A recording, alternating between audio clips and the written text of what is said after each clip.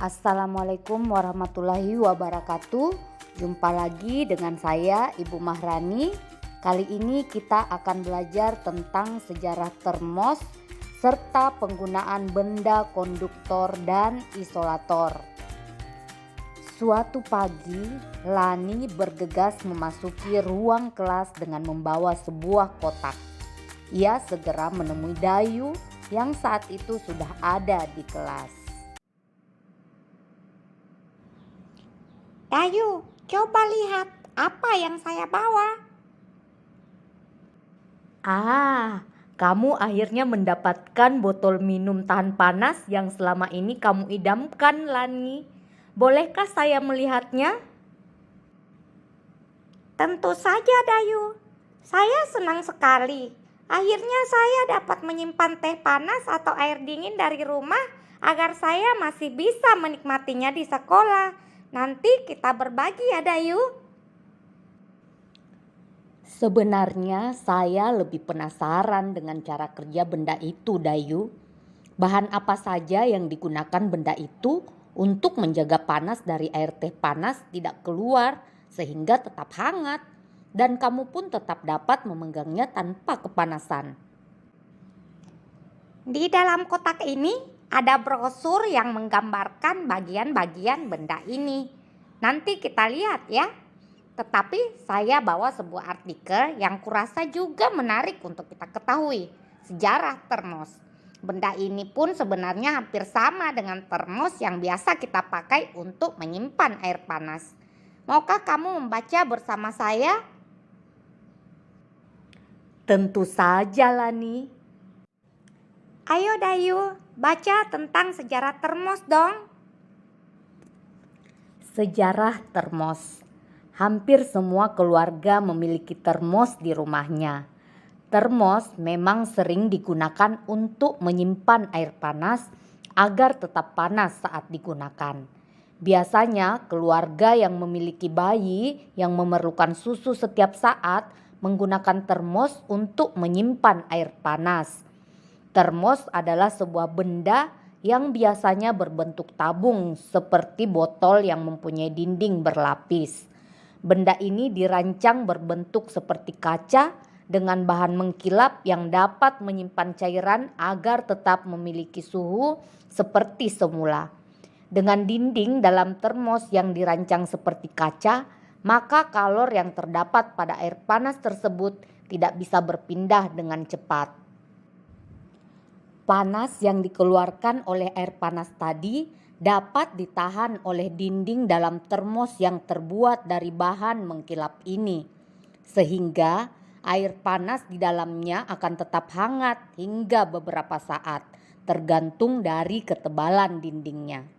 Saat ini termos tidak hanya digunakan untuk menyimpan air panas, tetapi juga untuk menyimpan air dingin agar tetap dingin. Pencipta termos pertama kali pada tahun 1902 adalah James Dewar.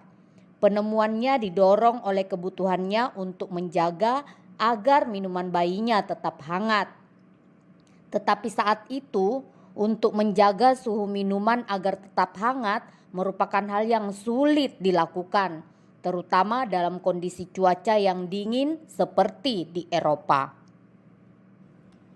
Karena kebutuhan inilah, James Dewar menemukan cara membuat botol hampa udara.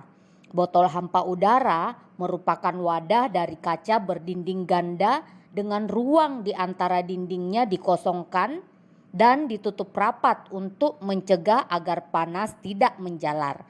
Sementara dinding sebelah dalam botol tersebut dilapisi perak untuk mempertahankan panas. Botol hampa udara itulah yang kemudian menjadi cikal bakal lahirnya termos. Botol hampa udara buatan James Dewar dan penutup wol buatan mertuanya sampai sekarang dapat dilihat di Museum Ilmu Pengetahuan di London. Wah, saya paham sekarang tentang sejarah termos. Terima kasih ya Dayu sudah membacakan artikel tentang sejarah termos. Selain termos, tentu kamu pernah melihat benda-benda di sekitarmu yang menggunakan bahan isolator dan konduktor dengan berbagai kegunaannya. Nah, sekarang Ibu akan menjelaskan tentang penggunaan benda konduktor dan isolator. Kamu sudah tahu bahwa panas dapat berpindah dari satu tempat ke tempat lain melalui konduksi, konveksi, dan radiasi. Ingat kembali apa yang dimaksud dengan konduksi, konveksi, dan radiasi. Barang-barang dalam kehidupan sehari-hari banyak yang memanfaatkan sifat benda sebagai konduktor atau isolator. Benda apakah itu? Selimut dan panci merupakan benda yang memanfaatkan sifat ini. Selimut memerangkap udara. Udara adalah isolator, sehingga tidak dapat menghantarkan panas yang keluar dari tubuhmu. Dengan demikian, badanmu tetap terasa hangat. Terbuat dari apakah panci?